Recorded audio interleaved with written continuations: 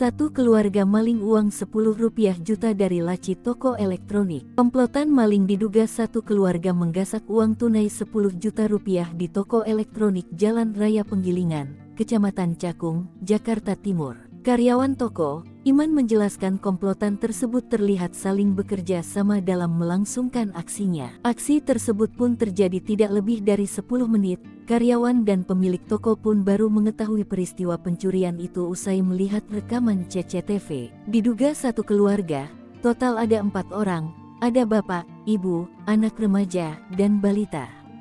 Mereka berbagi tugas, kata Iman. Jumat tanggal 5 April tahun 2024.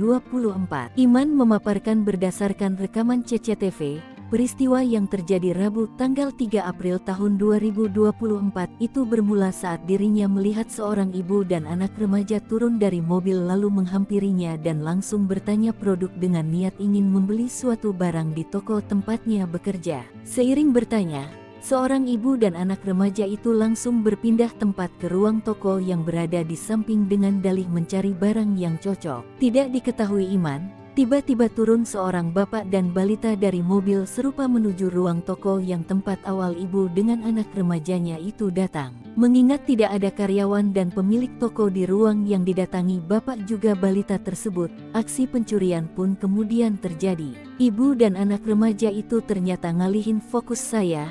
Setelah itu bapak dan balitanya masuk ke ruangan toko yang kosong, lalu ambil duit di laci kasir totalnya hampir 11 juta rupiah, ya kisaran 10 juta rupiah sekian, lugasnya. Iman mengungkapkan setelah duit berhasil digasak, bapak dan balitanya itu kembali ke mobil.